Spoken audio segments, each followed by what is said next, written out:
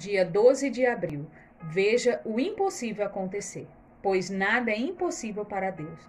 Lucas capítulo 1, versículo 37. A fé em Deus nos faz crer no impossível, ver o invisível e realizar o inimaginável. Quando você entende isso, começa a viver o sobrenatural. As circunstâncias contrárias virão, sim. Não é porque você está em Deus que os ventos contrários deixarão de soprar. Mas entenda uma coisa: as circunstâncias contrárias, os gigantes que se ergueram contra você, irão promovê-lo, não destruí-lo. Afinal, o gigante Golias promoveu Davi. As circunstâncias contrárias serão como plataformas para o lançar. Quando você compreende isso, cumpre a palavra. E a palavra nos ensina a buscar em primeiro lugar o reino de Deus e as demais coisas nos serão acrescentadas. Mas o grande problema é que muitas vezes diante do Senhor, a única coisa que sabemos fazer é pedir, quando deveríamos agradecer por Ele se fazer presente e caminhar conosco. Todas as nossas impossibilidades passam a ser possibilidades diante de Deus. Todas as nossas faltas se tornam alvo do milagre de Deus neste tempo. Para quem tem fé em Deus, o impossível é temporário. Os desertos da vida não são para permanecermos neles, são temporários. Mas para isso é preciso uma visão de fé e confiança, em que o medo perde a vez e a dúvida se transforma em certeza, para que o impossível aconteça bem diante de seus olhos. Decida hoje caminhar com fé e confiança de que Ele agirá em seu favor. Não importa quão impossível pareça, se você não desistir, irá experimentar o cuidado de Deus. E ao final da prova, será aprovado. As lutas que você enfrentar hoje não são para a morte, mas para lançá-lo ao seu destino profético. Para quem tem fé, o impossível é temporário. Leitura bíblica, Gênesis capítulo 38. Judá e Tamar. Por esse tempo, Judá se separou dos seus irmãos e foi morar na casa de um homem chamado Ira, que era da cidade de Adulã. Ali Judá ficou conhecendo a filha de um cananeu chamado Sua. Judá casou com ela e ela lhe deu um filho, a quem ele chamou de Er. Ela ficou grávida outra vez e teve outro filho, a quem deu o nome de Onã. Depois ela teve mais um filho, em quem ela pôs o nome de Selá. Judá estava em Quezibe quando este menino nasceu. Judá casou o seu filho mais velho, com uma mulher chamada Tamar. O Senhor Deus não gostava da vida perversa que levava e por isso matou. Então Judá disse a Onã: vá e tenha relações com a viúva do seu irmão. Assim você cumprirá o seu dever de cunhado para que o seu irmão tenha descendentes por meio de você.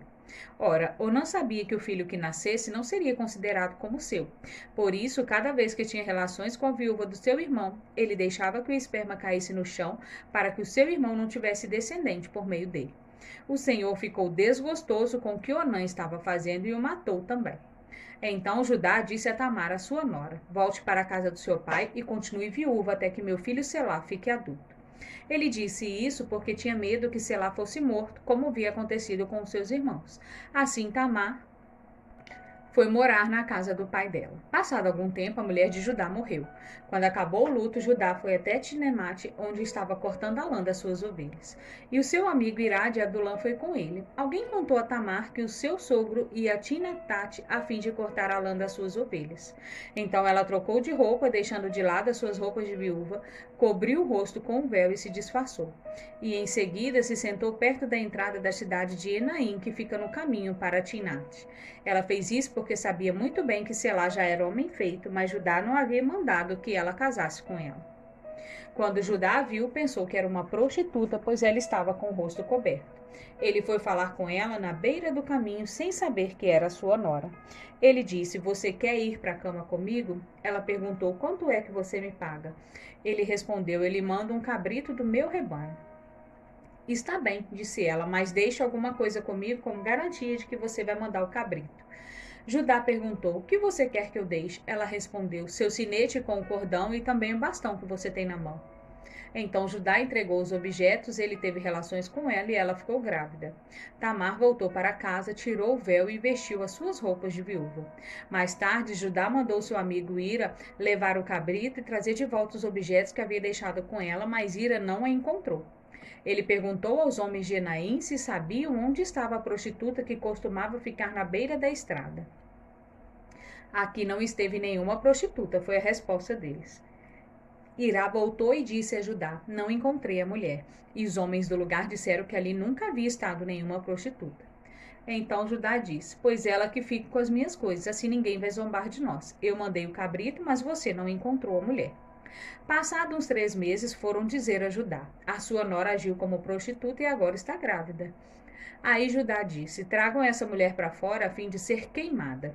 Quando a estavam tirando da sua casa, ela mandou dizer ao seu sogro: Quem me engravidou foi o dono destas coisas. Examine e veja de quem são o sinete com o cordão e o bastão. Judá reconheceu as coisas e disse: Ela tem mais razão do que eu, pois prometi casá-la com meu filho Selá, mas não cumpri a promessa e nunca mais teve relações com ela. Na hora de Tamar dar à luz, descobriram que ia ter gêmeos. Quando ela estava no trabalho de parto, um dos gêmeos pôs as mãos para fora. A parteira pegou uma fita vermelha e amarrou na mão dele e disse: Este saiu primeiro. Mas ele puxou a mão e o irmão gêmeo nasceu primeiro. Então a parteira disse: Como você abriu o caminho? E puseram o nome nele de Pérez. Depois nasceu o outro, que estava com a fita vermelha amarrada na mão, e ele recebeu o nome de Zera. Palavra-chave: inimaginável.